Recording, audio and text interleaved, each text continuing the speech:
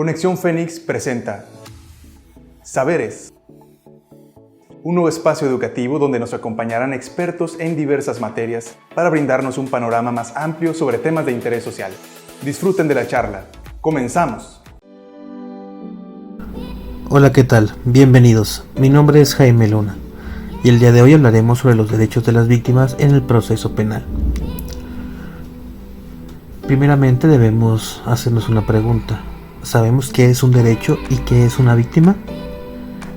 Bien, primeramente, un derecho son las facultades, libertades o beneficios de los ciudadanos y generalmente deben ser provistas por el Estado. Mientras que una víctima es aquella persona física que sea afectada por un acto delictivo, el cual puede ser económico, físico, emocional, patrimonial, entre otros.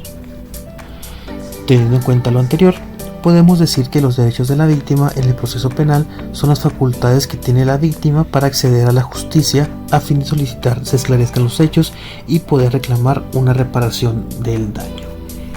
Ahora bien, las tres principales normativas donde se encuentran los derechos de las víctimas. Por lo que es este apartado, daremos un breve recorrido, ya que los derechos de la víctima vienen contemplados en el marco federal, para ser exacto en 3 leyes de carácter nacional, tal y como lo establece la Constitución Política de los Estados Unidos Mexicanos, el Código Nacional de Procedimientos Penales y la Ley General de Víctimas. Cabe aclarar que existen otros derechos de las víctimas en diferentes legislaciones, sin embargo, tomaremos solamente en cuenta estas 3 por ser las de mayor importancia. En primer lugar, donde podemos apreciar los derechos de la víctima es en la Constitución Política de Estados Unidos Mexicanos, en el artículo 20, apartado C.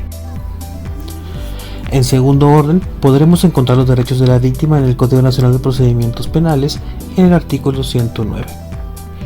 Y por último, se puede encontrar en la Ley General de Víctimas en su artículo número 7. Ahora bien, ¿cuáles son los derechos más importantes de la víctima? Si bien es cierto, todos los derechos que tiene la víctima son importantes, hay algunos que, para mí, son primordiales, los cuales son los siguientes. Número 1. A ser tratado con respeto, dignidad y sin discriminación. El delito de violación, en caso de los hombres, violencia familiar, en caso de mujeres, por decir unos ejemplos. Ya que muchas veces cuando un hombre sufre un delito de violación, él mismo no lo denuncia, ya que la sociedad es muy crítica respecto a estos tipos de delitos, porque lo señalan, lo empiezan a criticar de una manera muy agresiva, ya que si bien es cierto, a la mujer padece más de esos delitos, también pasa en los hombres, pero como está la creencia de que el hombre es hombre y no le puede pasar nada, creemos, más bien dicho, sí es muy raro que los hombres denuncien delito de violencia familiar porque sus mujeres lo golpean o porque los insulta y eso genera en su mente un daño psicológico.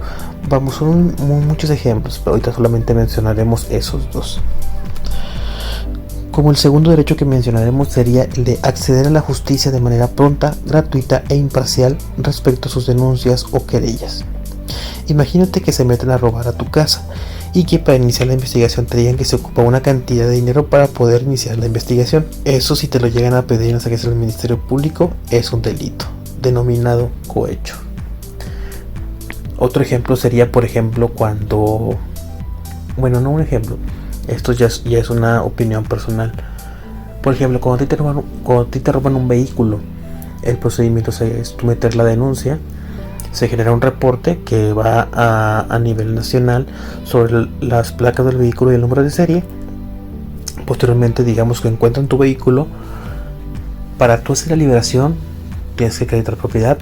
Una vez acreditada propiedad, te dan un oficio de liberación y con este oficio de liberación ya puedes ir al corralón para liberar tu vehículo. Sin embargo, lo que yo estoy en total desacuerdo es que tengas que pagar una grúa, arrastre y los días de corralón de tu vehículo. Imagínate que tu vehículo te lo robaron hace 2 meses, digamos, pero tú no te habías dado cuenta que lo habían recuperado, sino hasta que te marque el seguro o el Ministerio Público y te hace el conocimiento que hay que liberarlo.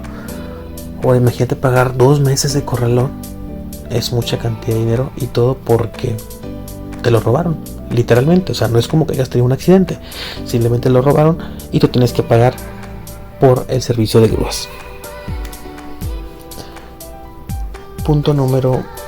Derecho, punto número 3.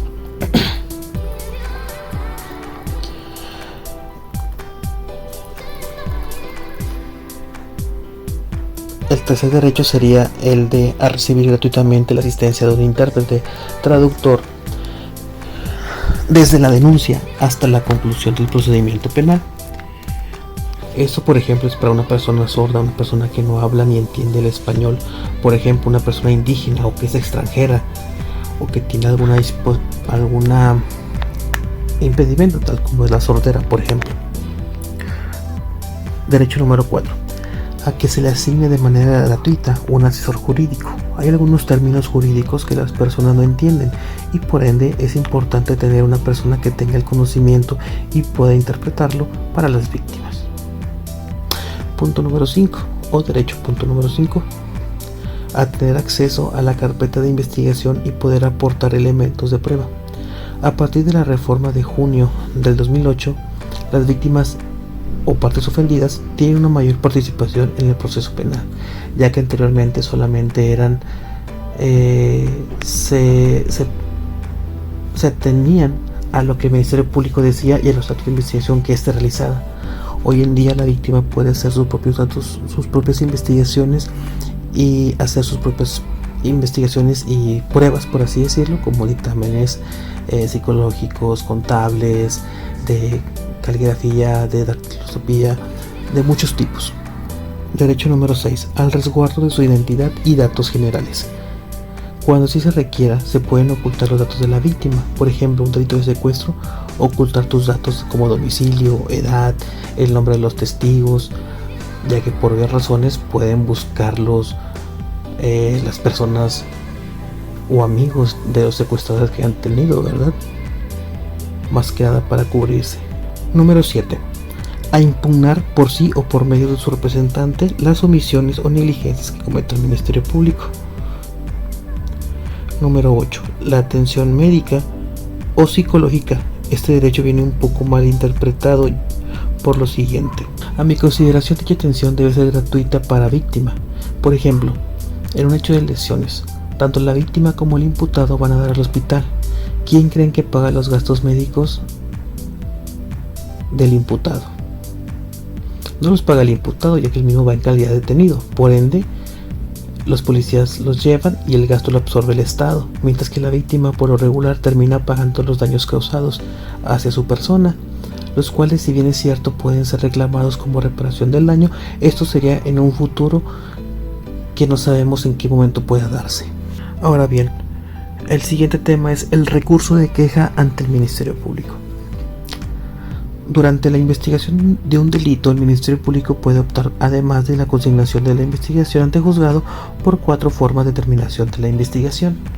La primera de ellas sería la facultad de abstenerse de investigar, que es cuando los hechos de la denuncia o querella a criterio de la Fiscalía no constituyen un delito y el mismo deja de investigar.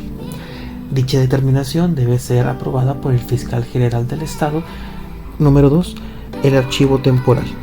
El archivo temporal es cuando, por falta de datos suficientes o elementos de los que se puedan establecer líneas de investigación que permitan realizar diligencias al esclarecer los hechos, el fiscal determina su archivo temporal. Número 3. No ejercicio de la acción penal, el cual consiste en decretarlo cuando de los antecedentes del caso le permitan concluir a la Fiscalía que se actualiza alguna de las causales de sobreseimiento. Por ejemplo, que el hecho no se cometió, que el hecho cometido no constituye un delito, la muerte del investigado, entre otros. Y número 4. Criterios de oportunidad. Consiste en la abstención de ejercer la acción penal con base en la aplicación de criterios de oportunidad, los cuales tienen criterios específicos como que sea un delito patrimonial, que se haya reparado el daño a la víctima, que sea un delito que no tenga pena privativa de libertad son algunos requisitos para que se pueda generar dicho criterio de oportunidad. En estos casos, la víctima o el asesor jurídico, si no llegan a estar de acuerdo con alguna de las determinaciones señaladas con anterioridad, ellos pueden tramitar un recurso de queja, el cual se presenta ante el juez de control, mismo que a su vez cita audiencia al Ministerio Público, la víctima, asesor jurídico, imputado y defensa, estos dos últimos en caso de existir los mismos, ya que hay algunos asuntos en los cuales, dada la investigación, no se ha establecido algún presunto culpable.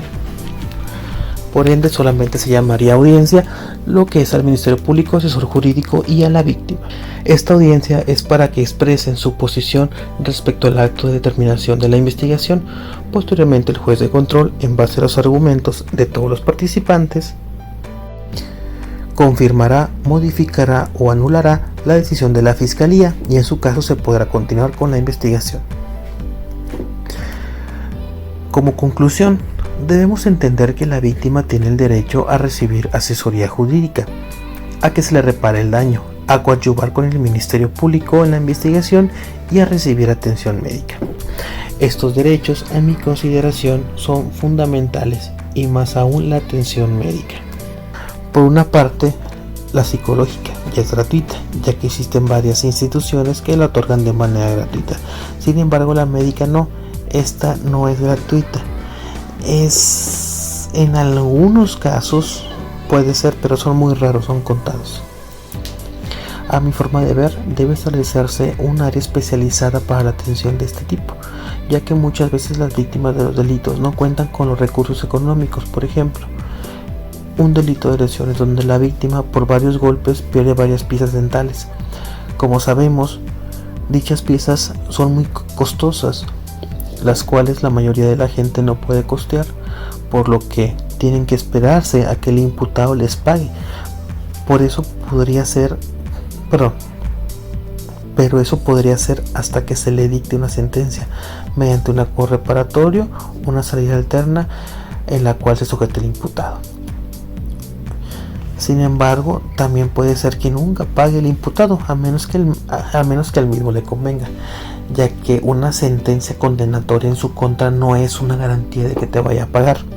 Espero esta información te haya sido interesante. Nos escuchamos en próximas ediciones. Hasta pronto. Esperamos que hayan disfrutado el tema. Recuerda que recibimos todos sus comentarios al correo conexionfenix@cnsivirtual.mx o mediante redes sociales. Nos pueden encontrar como Universidad Virtual CNCI Oficial en Facebook, Instagram, YouTube, Spotify y TikTok. No nos despedimos, los esperamos en la próxima edición de Saberes. No olvides que para aprender hay que escuchar, razonar y aplicar.